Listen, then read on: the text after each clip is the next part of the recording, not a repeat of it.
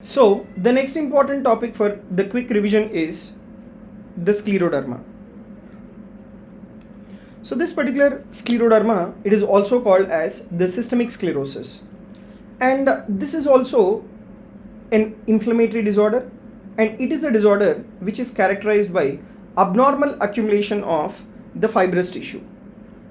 Now, where is this fibrous tissue accumulated? This fibrous tissue, it is accumulated in the skin and as well as the internal organs. And if you take male to female ratio, it is more common in women in a ratio of 3:1. And what is the age group at which this scleroderma is very common? It is around 3rd to 5th decade of life. And the important types of the scleroderma, it will be diffuse scleroderma, and apart from this we have limited scleroderma.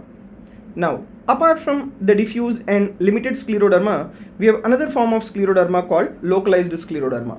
But this localized scleroderma, which is called morphia, it is commonly observed in children, whereas the systemic sclerosis, it is very common in the age group of 3rd to 5th decade of life. And what exactly is the pathogenesis? It is the accumulation of the fibrous tissue, and this accumulation of the fibrous tissue or the excessive fibrosis, it is triggered by abnormal immune response and vascular changes. Now, based on the pathogenesis, the treatment will be decided. So it is mainly because of abnormal immune response. So that is the reason why what is the treatment of choice or what is the drug of choice? The drug of choice will be steroids, right? Now, and this is an autoimmune disorder where you have the presence of the antibodies, and these antibodies are the anti-nuclear antibody. And then we have diffuse and as well as limited scleroderma, and in case of diffuse scleroderma, the antibody will be the anti-topoisomerase antibody, right? And the next important antibody is the anti-RNA polymerase 3.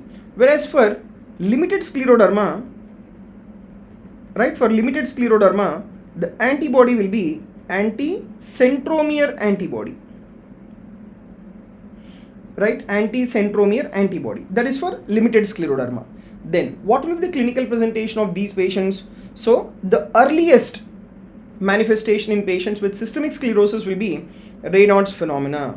So this will be the first manifestation. So what is this Raynaud's phenomena? Whenever the extremities are exposed to the cold, then there will be pale color within the extremities due to vasoconstriction. So where there will be white color within the fingers.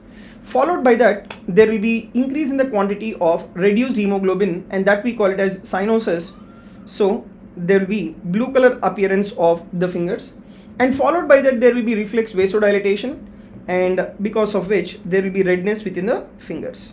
So Raynaud's phenomena, this is the first manifestation.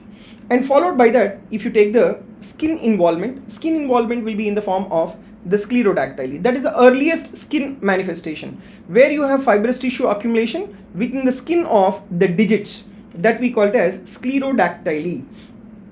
And within the nails, you will notice that there is pitting scars, and the fibrous tissue which is accumulated within the skin of the fingers, when you rub over one finger over the other, there will be a tendon friction rubs and microstomia. What is this microstomia? Due to excessive accumulation of the fibrous tissue within the skin surrounding the mouth, the individual will not be able to open the mouth, and that we call it as the microstomia.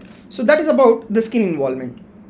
And what are the various organs which are affected in case of systemic sclerosis? So it is initially the skin involvement, and later it will be the visceral organ involvement will be there. So GIT involvement will be in the form of the gastroesophageal reflux disease. And why is that? That is due to fibrosis of the lower esophageal sphincter. So due to fibrosis of the lower esophageal sphincter, these patients, the movement of the food from the esophagus to the stomach does not occur, and there will be reflux of the food, and that we call it as the gastroesophageal reflux disease. And these patients will also have dysphagia, which is nothing but difficulty in swallowing the food, right? And followed by that, the fibrous tissue accumulation will also occur within the stomach. And because of the accumulation of the fibrous tissue within the stomach, what will happen to the gastric emptying? There will be delay within the gastric emptying, right? So there will be delayed gastric emptying. Then followed by that, fibrous tissue accumulation within the intestines also will be there, and because of the fibrous tissue accumulation within the intestine, there will be malabsorption of the food, and that we call it as pneumatosis intestinalis. Right, that we call it as pneumatosis intestinalis.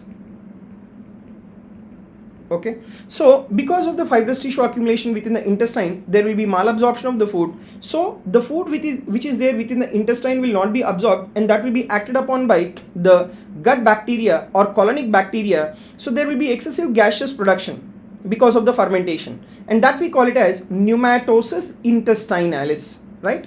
Then the lung involvement. So fibrous tissue accumulation will be there within the lung as well, and that will result in the development of the ILD, that is interstitial lung disease, right?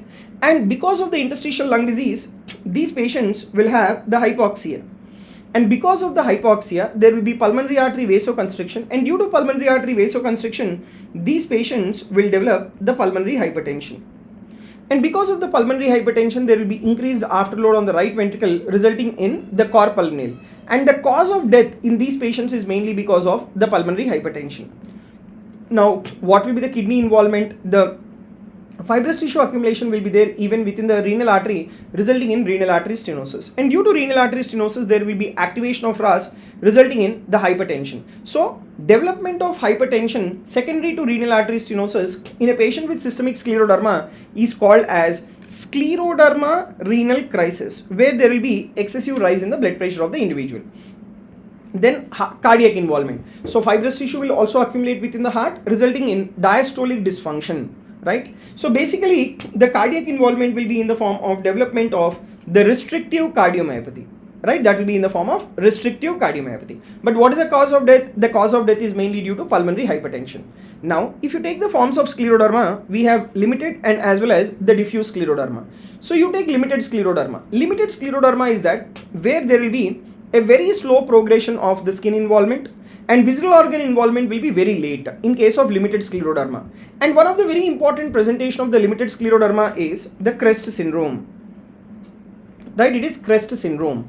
What is this CREST syndrome? C stands for calcinosis, R stands for Raynaud's phenomena, E is esophageal dysmotility, and S stands for sclerodactyly, and T stands for telangiectasia. So this is what is the presentation in case of limited scleroderma.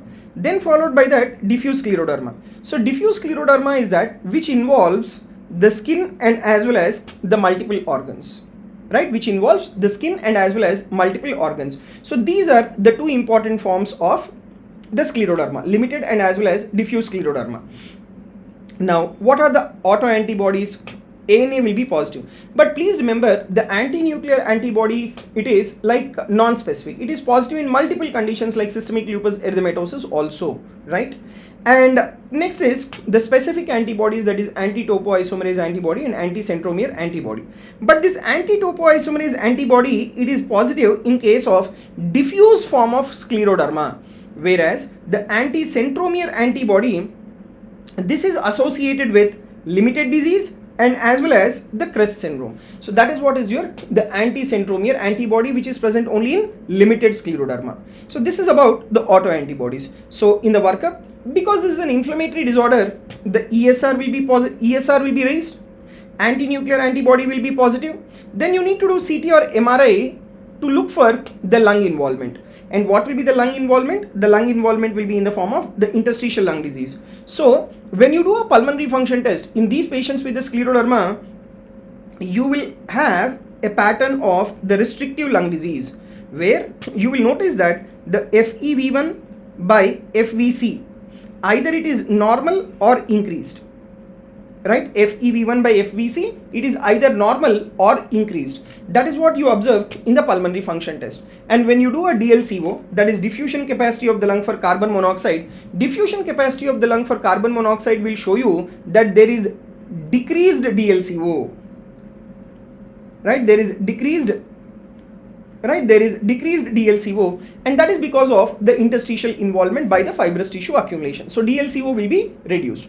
Now coming to the treatment in these patients, and okay, first of all the complications. So one of the very important complications, pulmonary hypertension, and that is a cause of death in these patients. Now what is the cause for pulmonary hypertension? That is due to hypoxia, and these patients will develop renal crisis, and that we call it as scleroderma renal crisis, and that is due to renal artery stenosis, and these patients will present with the hypertension. So interstitial lung disease, another important pulmonary abnormality, and because of which there is hypoxia. Gastrointestinal hypomotility will be there, and gastrointestinal malabsorption will be there, and that is due to fibrous tissue accumulation within the gut. And finally, cardiac fibrosis. So this particular cardiac fibrosis is the one which will make the individual to develop restrictive cardiomyopathy. Which will make the individual to develop restrictive cardiomyopathy. Now, how do you treat these patients with the scleroderma? So it all depends upon what is the underlying problem. See, the drug of choice is steroids, but because of the gastrointestinal involvement, if there is lower esophageal sphincter fibrosis and there is gastroesophageal reflux disease, what is that you need to give is, you need to give proton pump inhibitors for the GERD.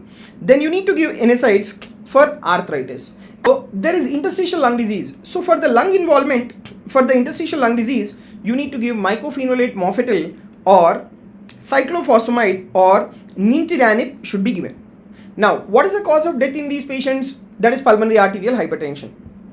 So this pulmonary arterial hypertension you need to treat with the phosphodiesterase inhibitors, and these phosphodiesterase inhibitors, they include sildenafil, and the other alternative molecules will be bosentan or the prostacyclin. And for the treatment of renal crisis, that is scleroderma renal crisis is due to what? That is due to renal artery stenosis, and where there is activation of renin-angiotensin-aldosterone system. So you need to give the drugs which will inhibit the RAS mechanism. Now, what are those particular drugs which will inhibit the RAS? That includes the ACE inhibitors. That is captopril should be given. Now, how will be the prognosis in these individuals? So 40% of them, they will have 9-year survival rate.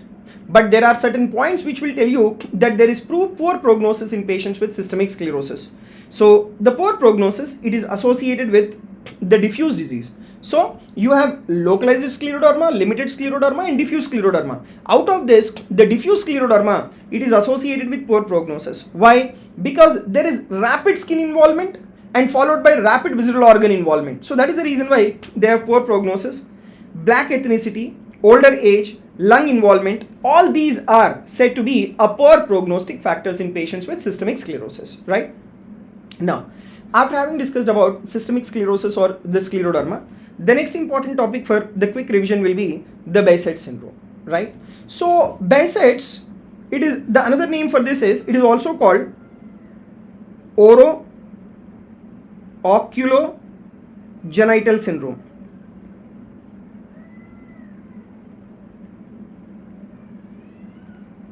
Right, it is also called oro-oculogenital syndrome. And here the important manifestation is, or pathognomic feature will be development of the oral ulcer, right? So this Behçet's, it is a multi-system inflammatory disorder which is characterized by recurrent oral.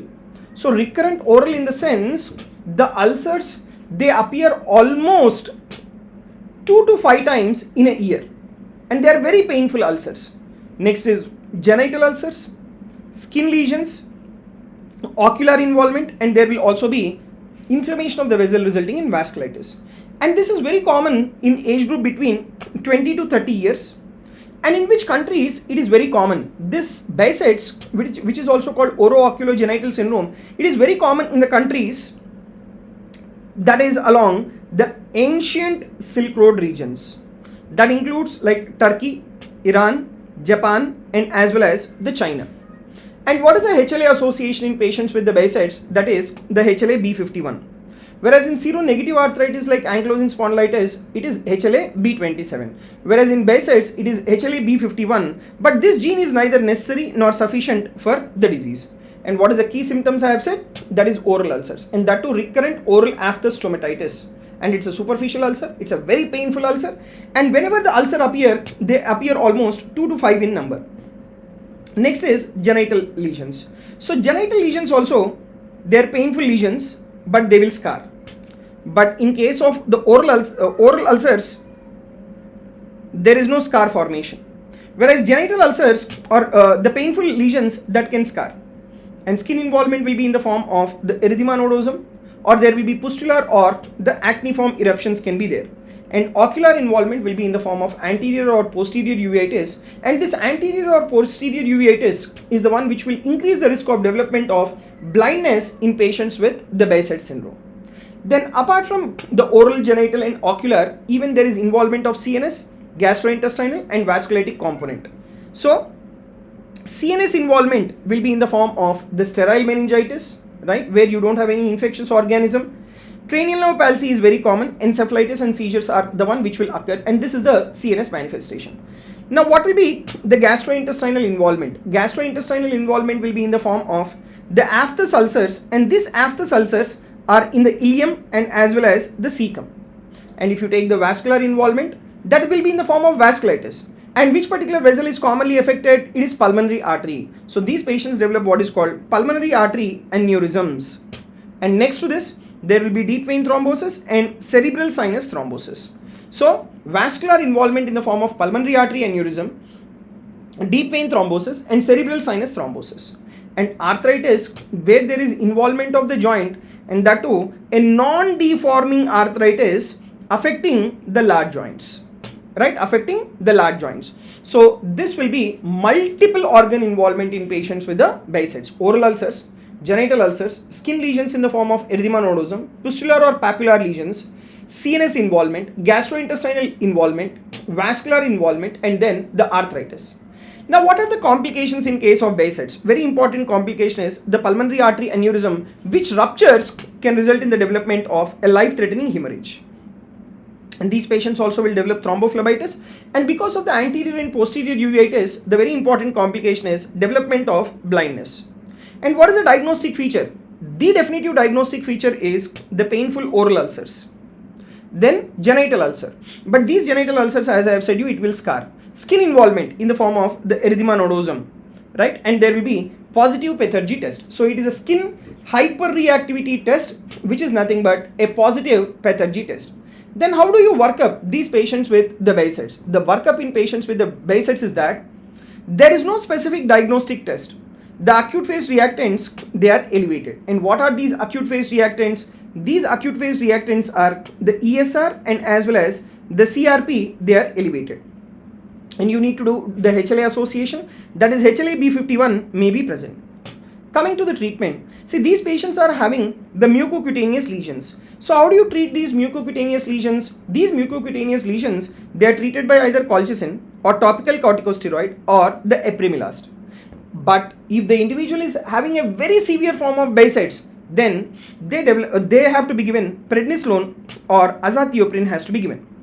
And for CNS manifestation, what is the CNS manifestation? Sterile meningitis, cranial nerve palsies, encephalitis, and then seizures. So for CNS or ocular involvement, you need to give infliximab, cyclosporin, or cyclophosphamide should be given. So that is for the CNS or the ocular involvement.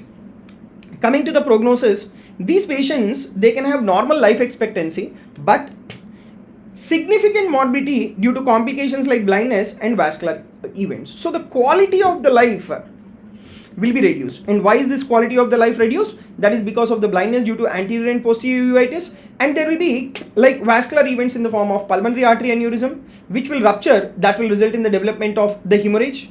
There can be thrombophlebitis as well. Okay, so this will be the prognosis in patients with the Behçet's. So in case of Behçet's, which is a multi-system disorder, which is characterized by recurrent oral and as well as genital ulcer, and there will be skin lesions, ocular involvement, and there will also be vasculitis. Okay, so this is about the Behçet's disease, which is also called oro-oculogenital syndrome. And next important form of the connective tissue disorder, that is the gout or the gouty arthritis.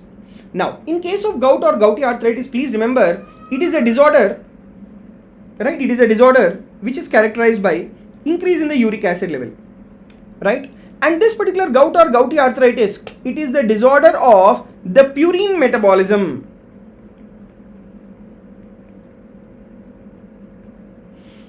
Right, it is the disorder of purine metabolism, right, where there will be increased production of the uric acid or decreased excretion of the uric acid.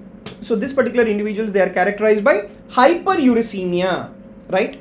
And this uric acid, it is accumulated in the form of monosodium urate crystals within the joint. And this uric acid, it is accumulated in the form of monosodium urate crystals within the tissues. So within the joints and tissues, you have the accumulation of monosodium urate crystals. And this particular gout or gouty arthritis, please remember, this is more common in men rather than women. All other connective tissue disorders which are autoimmune, it is more common in women rather than men. But this is like more common in men rather than women.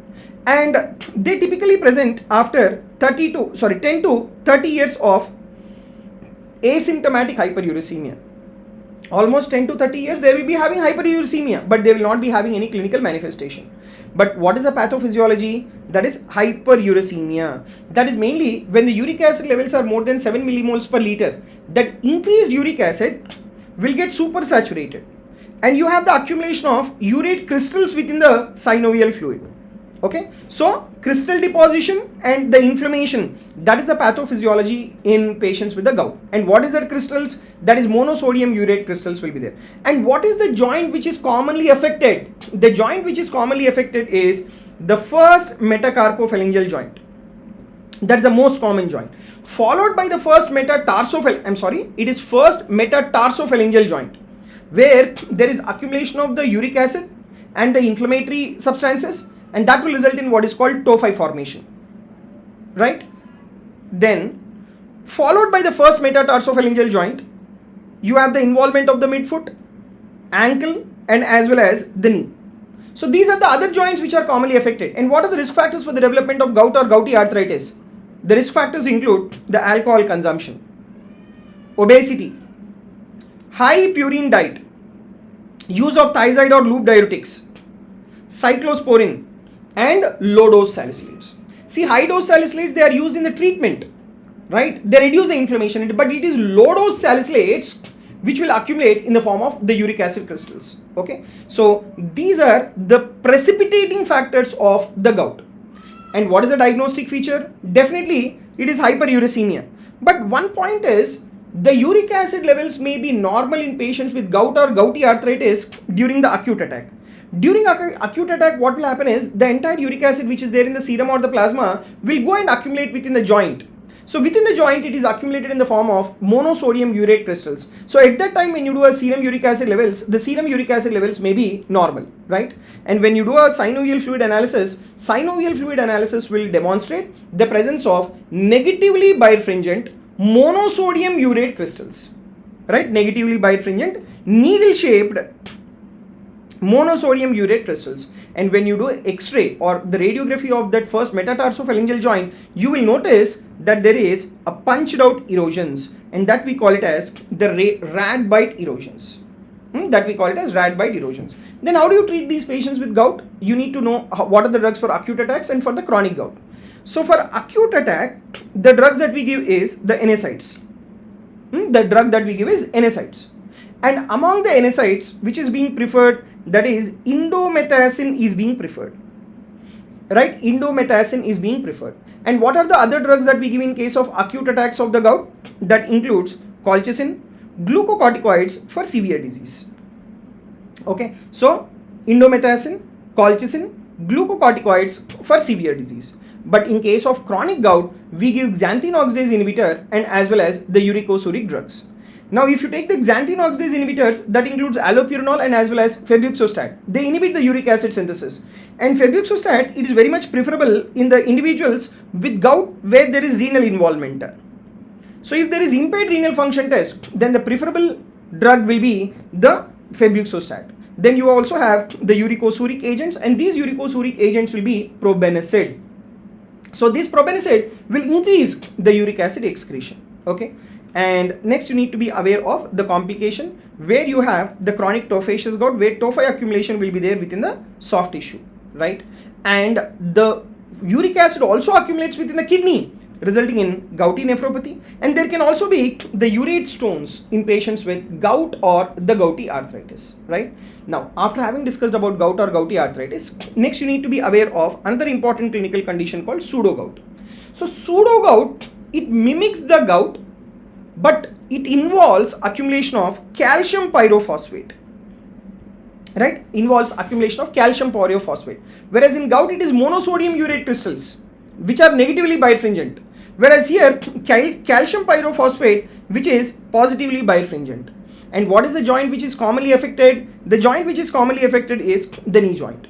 And how will you diagnose this? That is by synovial fluid analysis. You need to do synovial fluid aspiration from the knee joint. That will show you the presence of a positively birefringent rhomboid shaped crystals. Whereas in case of gout, it is negatively birefringent needle shaped crystals, whereas here it is positively birefringent rhomboid shaped crystals will be there. That is what you observe in case of the pseudo gout, and the treatment will be the NSAIDs. Right, the treatment will be NSAIDs. That is how you treat these patients with the pseudo gout. Okay, so this is about gout or gouty arthritis and as well as the pseudo gout. Right, now after having discussed about gout or gouty arthritis, the next important topic for the discussion will be the vasculitis. So what exactly is this? It is the inflammation of the vessels. Okay, so basically it is the heterogeneous group of disorder which is characterized by inflammation and as well as the destruction of the blood vessels. And because of the inflammation and destruction of the blood vessels, that will lead to occlusion, rupture and thrombus formation within the vessel. And what are the types of vasculitis that we have? Large vessel vasculitis, medium vessel vasculitis and small vessel vasculitis. And examples of large vessel vasculitis, that includes mainly Takayasu and as well as the giant cell arthritis, right? And where in case of Takayasu, the most common vessel which is being affected is the aorta, and the left subclavian artery is the one which is commonly affected. Whereas in giant cell arthritis, it is also called temporal arthritis. The vessel which is commonly affected is the temporal artery, which is a branch of the external carotid artery.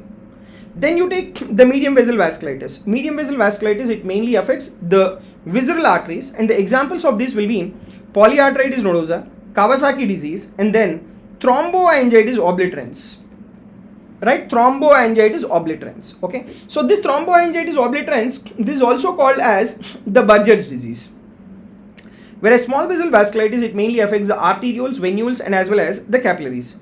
And the examples of the small vessel vasculitis include Wegener's granulomatosis, 𝐒𝐻𝐼𝐴 purpura, then microscopic polyangiitis, then 𝗔𝐼𝐻-Strass syndrome. So this will be the example of the small vessel vasculitis. Right, next. Now you need to know the important clinical features. So please remember, vasculitis, it's a multi-system involvement, right? Multiple organ involvement clinical manifestation will be there. Like for example, general symptoms will be, because it's an inflammatory condition, fever, fatigue, weight loss, it is very common. Skin involvement will be mainly in the form of the palpable purpura, ulcers and as well as nodules. Kidney involvement will be mainly in the form of the hematuria and as well as proteinuria. Neurological involvement mainly will be in the form of mononeuritis multiplex and as well as the central nervous system involvement. And the gastrointestinal involvement will be in the form of abdominal pain and as well as bleeding. And cardiovascular involvement will be in the form of hypertension and as well as the ischemia. Right? So these are the key clinical manifestation. And what is the pathogenesis? It is immune mediated injury which is triggered by autoantibodies. Right, which is triggered by autoantibodies, right? And here within the vessel wall you have immune complex deposition, and it is a cell mediated inflammation, and this is associated with ANCA, and this particular ANCA will be either P ANCA or the C ANCA. Because it's an inflammatory form of vasculitis, your ESR and as well as CRP is elevated. Now you take this ANCA, C ANCA is observed in case of Wegener's granulomatosis, whereas P ANCA, it is positive in microscopic polyangiitis and as well as the 𝗔𝐻𝐻-Strass syndrome. And these patients, they have elevated IgE levels. The elevated IgE levels are observed in 𝐒𝐻𝐼𝐴 purpura, and this 𝐒𝐻𝐼𝐴 purpura, the another name is, it is also called IgA vasculitis. And these patients will also have the low serum complement levels. Okay, so this is about the antibodies, right? Then diagnostic tools, if you see, biopsy. Biopsy is the one which will confirm the underlying vasculitis. Like for example, you take IgA vasculitis, that is 𝐒𝐻𝐼𝐴 purpura. You need to take the skin biopsy. Skin biopsy will show you that there are presence of the immunoglobulins, that is IgA, right? And next is the imaging. So imaging, you need to do angiography for large and as well as the medial vessels, and specific tests include the ANCA, IgA and as well as the complement levels, right? So IgA levels are elevated in case of 𝐒𝐻𝐻𝐿ins purpura. 𝐶-ANCA, it is positive in Wegener's, and whereas 𝑃-ANCA, it is positive in case of microscopic polyangiitis and 𝗠𝐼𝐴 syndrome. Then complement levels, they are very much important to be determined even in patients with the 𝐒𝐻𝐻𝐿ins purpura as well. And treatment, because it's an inflammatory disorder, you need to give corticosteroids, that is prednisolone. But if the disease is very severe, where the individual is refractory to corticosteroids, in them you need to give cyclophosphamide or rituximab should be given. And in specific diseases like Kawasaki, these patients, they respond to the intravenous immunoglobulin, and that is considered as drug of choice. And in order to prevent the coronary artery thrombosis in patients with Kawasaki, these patients, they will be requiring aspirin. And when there is renal involvement, these patients have to be given the mycophenolate mofetil. So this will be the general considerations of all the forms of vasculitis. But particularly if you take the individual vasculitis, that is HSP, 𝐒𝐻𝐻𝐿ins purpura. If you see this 𝐒𝐻𝐻𝐿ins purpura, which is a small vessel vasculitis, as I have said you, this is also called as the IgA vasculitis. Whereas IgA nephropathy is different, right? So IgA nephropathy, it's a Berger's disease, right? That is, this is IgA nephropathy. Whereas IgA vasculitis, it is 𝐒𝐻𝐻𝐿ins purpura, which is a small vessel vasculitis. So you have the immune complexes, that is IgA, which are deposited in the skin, which are deposited in the kidney, which are deposited in the GIT, which are deposited within the joints. So this will be the organs which are affected in the 𝐒𝐻𝐻𝐿ins purpura, right? And the 𝐒𝐻𝐻𝐿ins purpura is considered as the most common form of vasculitis in children. But the point is, this 𝐒𝐻𝐻𝐿ins purpura can also occur in adults. But the other important vasculitis in children will be Kawasaki disease, right? And the skin involvement in the form of, in the 𝐒𝐻𝐻𝐿ins purpura, that will be in the form of the palpable purpura. And this palpable purpura, it is observed over the trunk, over the limbs, and as well as over the buttocks. That will be the skin involvement. And gastrointestinal involvement will be in the form of the abdominal pain and as well as melena.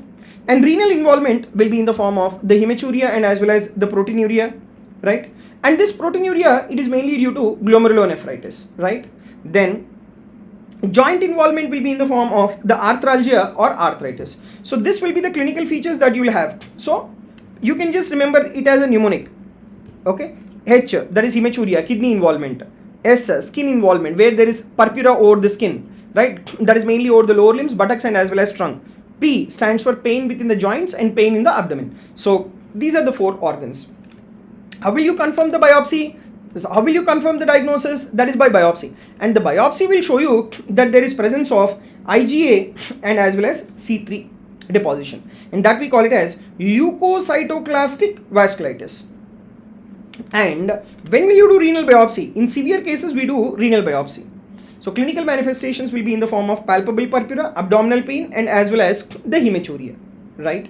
And how do you treat these patients? The drug of choice is definitely steroids. But if the patient is in mild form of disease, we give NSAIDs for joint pain. But in severe form of disease, we give prednisolone. And in refractory cases, they will be requiring rituximab or plasma exchange in rapidly progressive cases. And if you take the prognosis of the 𝐒𝐻𝐻𝐿ins purpura, generally it is self-limited in children, but adults may develop chronic renal disease and they will be requiring the aggressive treatment in severe cases. They will be requiring aggressive treatment in severe cases. Okay, so this is about the treatment of the 𝐒𝐻𝐻𝐿ins purpura, right? So this is the most common form of vasculitis in children. What is another important vasculitis in children? That is Kawasaki disease. But Kawasaki, please remember, it is medium vessel vasculitis, right? And this is most commonly observed in children. Whereas the most common form of vasculitis in children, it is HSP. Whereas Kawasaki, it is commonly observed in children only. It is very rare to be observed in adults, right? And another name for this Kawasaki disease is, because there is involvement of the lymph nodes, this is also called mucocutaneous lymph node syndrome, right? This is also called mucocutaneous lymph node syndrome. And these patients will also have the systemic inflammation as well. And epidemiology, if you observe, 80% of the cases, they occur in children under the age of 5 years. And this is more common in boys than girls. And if you take the clinical manifestations, you have acute phase and as well as the cardiac phase. In acute phase, because it's an inflammatory pathology, fever. So fever will be there for more than 5 days. That's a very, very important feature. Followed by that, redness of the conjunctiva, presence of the strawberry tongue, rash, right? That is, rash will be of different morphologies, right? And that will be there all over the body. And next important is the cervical lymphadenopathy. But this cervical lymphadenopathy, it is mostly unilateral cervical lymphadenopathy. And among the vascular involvement, the most common vessel that is affected is the coronary artery. So there will be coronary artery aneurysm. And these patients will also develop myocarditis and as well as the pericarditis. So coronary artery aneurysm, myocarditis and as well as the pericarditis, right? Now, if you take the laboratory features in patients with Kawasaki, because it's an inflammatory disorder, the ESR and CRP will be raised. And there will be leukocytosis with neutrophilia. And if you take the platelet count, there will be thrombocytosis. This is observed even in patients with Ehlers-Danlos purpura. In Ehlers-Danlos purpura, please remember they don't have thrombocytopenia. Either the platelets remain normal or there will be thrombocytosis, right? And hypoalbuminemia will be there, and echocardiography is being done in order to look for the cardiac abnormalities. And what is the treatment? So please remember, in acute phase, the drug of choice will be intravenous immunoglobulin, and aspirin should be given. That is mainly to prevent coronary artery thrombosis. And in long term, what is the treatment required? That is aspirin plus dipyridamole for coronary artery abnormality. If at all, if there is thrombosis, you need to give fibrinolytic agents, that is in the form of tissue plasminogen activator. And how is the prognosis? If you start the treatment early, the prognosis is said to be good. But if the treatment is delayed or in untreated cases where there is coronary artery involvement, then these patients may have a long-term cardiac complications, right? So that is about the medium vessel vasculitis, that is Kawasaki disease, right? Then what are the examples of the large vessel vasculitis? That is Takayasu and as well as the giant cell arthritis. So Takayasu arthritis, the most common vessel that is being affected is the arch of aorta. From the arch of aorta, it is the left subclavian artery which is the most commonly affected. And because there is significant inflammation of the left subclavian artery, the pulse on the left side, it is feeble or completely absent. And that is the reason why it is called as the pulseless disease, right? So these patients will have asymmetrical blood pressure in the upper limbs. And these patients will have the asymmetrical pulse in the upper limbs. And symptoms these individuals, as a part of the inflammation, there will be fatigue. And these patients with Takayasu, there can also be involvement of the ophthalmic vessels, visual disturbances, and hypertension can be there due to the involvement of the renal artery causing renal artery stenosis. And how will you diagnose these patients with the Takayasu? The investigation of choice will be MRI of the aorta, right? And these patients will also be requiring the aortography, and ESR, if you do, that is being elevated. And that is a marker of the inflammation.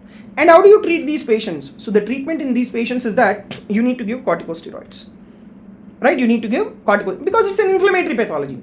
So you need to give corticosteroids. And the other drugs which are very important is methotrexate and then biologicals.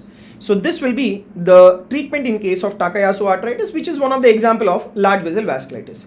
And another important example of large vessel vasculitis will be giant cell arthritis, which is also called temporal arthritis. Okay. So the most common vessel which is affected in giant cell arthritis will be temporal artery, right? And the temporal artery which is inflamed will be very tender on palpation. So these patients, they present with headache.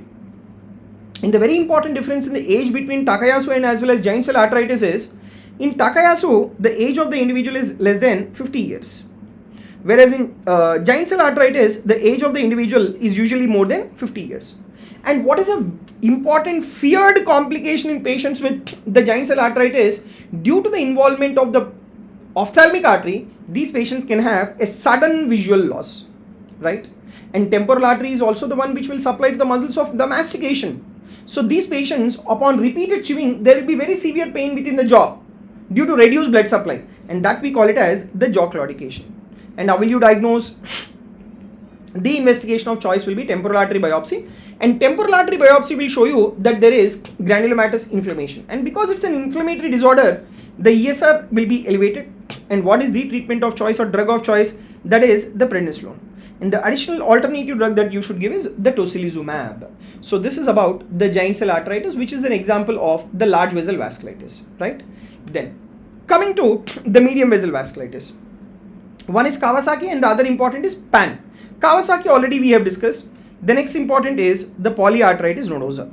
So polyarthritis nodosa, the peculiarity is if the patient is presenting with any lung manifestation, it is not polyarthritis nodosa, because in polyarthritis nodosa, it spares the lung and it affects the other visceral branches.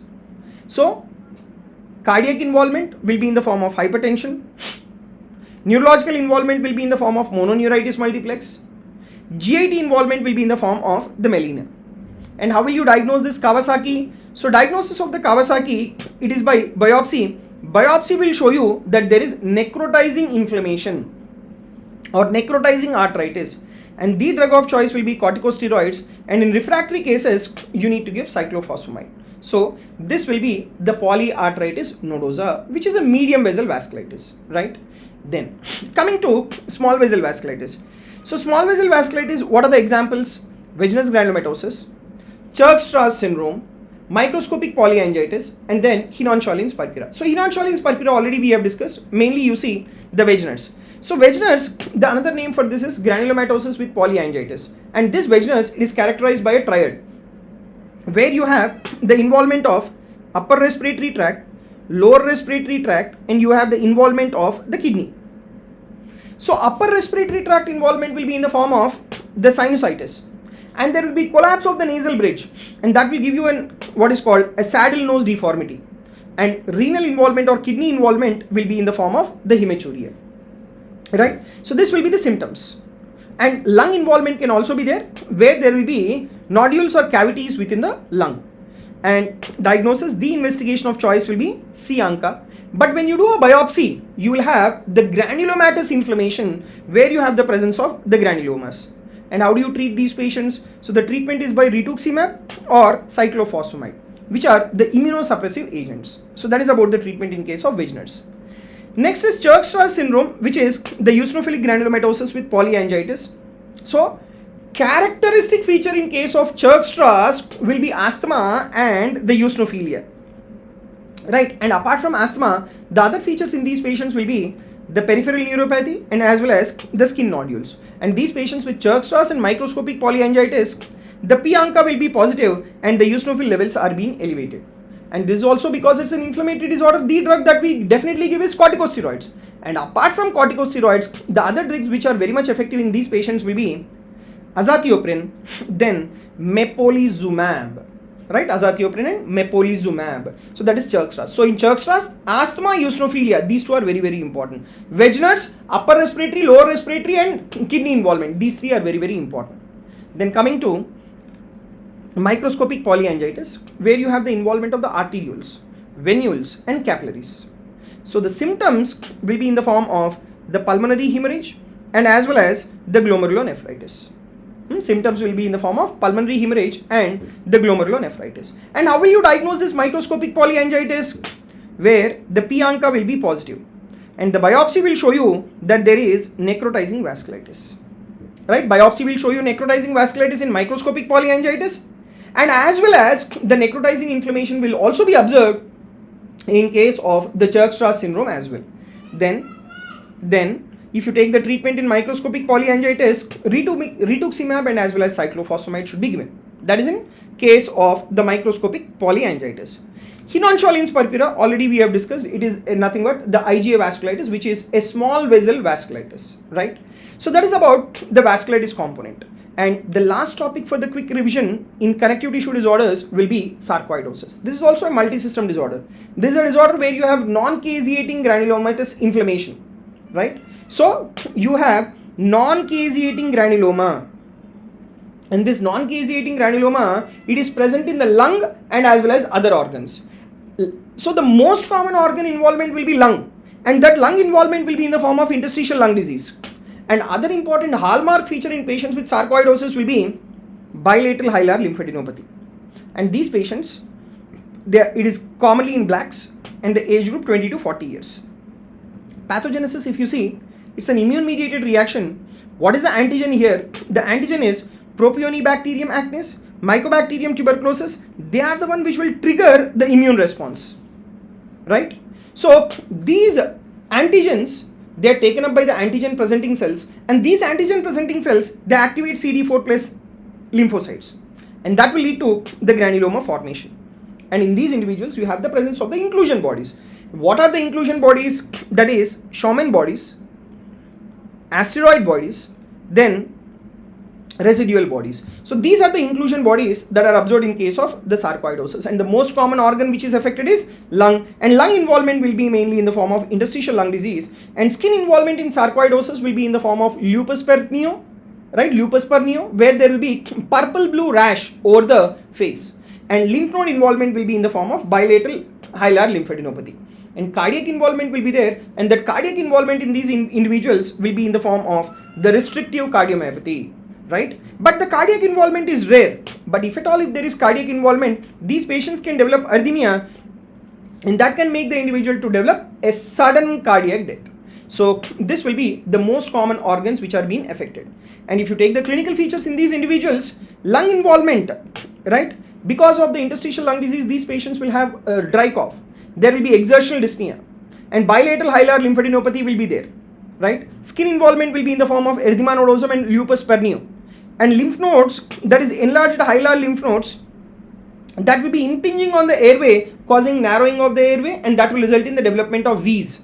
And CNS involvement will be in the form of lymphocytic meningitis, optic neuritis, and as well as the facial nerve palsy will be there. But please remember, the facial nerve which is being affected will be bilateral facial nerve involvement. So that we call it as the facial diplegia. And ocular involvement will be in the form of uveitis and as well as the Sitka syndrome. And when you do an X-ray, there will be bilateral hilar lymphadenopathy. But this bilateral hilar lymphadenopathy, you have three types, type 1, 2, 3. So type 1, there is bilateral hilar lymphadenopathy without parenchymal changes. Type 2, bilateral hilar lymphadenopathy with diffuse parenchymal changes. Type 3, diffuse parenchymal involvement but without hilar lymphadenopathy. And these patients, they have what is called as the Garland's triad, which is also called 1, 2, 3 sign, right? Or this is also called as pawnbroker sign, right? This is also called as pawnbroker sign. So here, along with hilar lymphadenopathy, there will also be right paratracheal enlargement, right paratracheal enlargement. So this will be the radiographic pattern in the chest X-ray.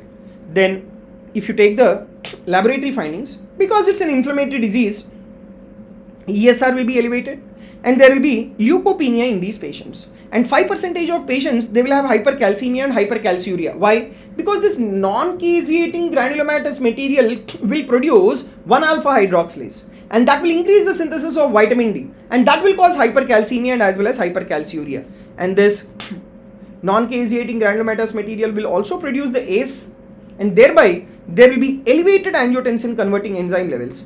And if you take CD4 to CD8 ratio, that is around 10:1 in the affected organs, because the antigen presenting cells, they are stimulating the CD4 plus cells. So ratio will be in the form of 10:1. So it's an immune mediated reaction. So what is the drug of choice?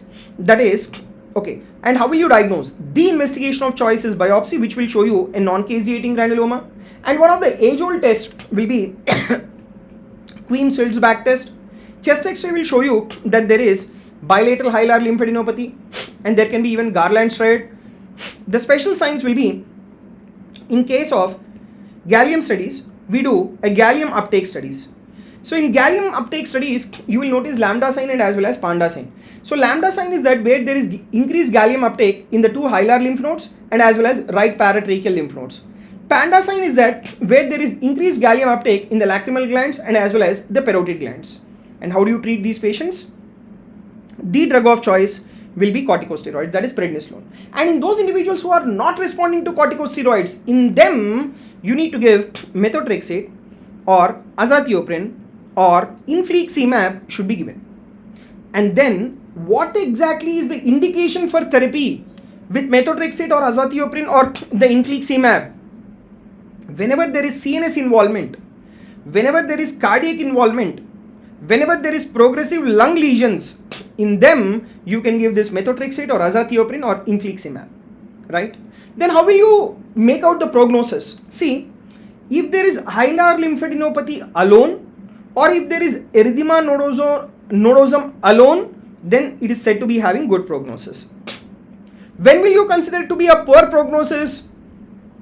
When there is progressive lung fibrosis, when there is cardiac involvement, then the individual is said to be having poor prognosis. And long-term complication in patients with sarcoidosis will be restrictive cardiomyopathy, right? And that is due to accumulation of non-caseating granulomatous material within the myocardium, bronchiectasis, pneumothorax, and as well as the hemoptysis. So this will be the long-term complications which are associated with the sarcoidosis. So multi-system involvement, most common organ lung. The hallmark manifestation is bilateral hilar lymphadenopathy. The investigation of choice is biopsy, which will show you a non-caseating granulomatous material. Drug of choice will be steroids. So this is about the sarcoidosis. So this is the quick revision of all the topics in the connective tissue disorder. Thank you very much.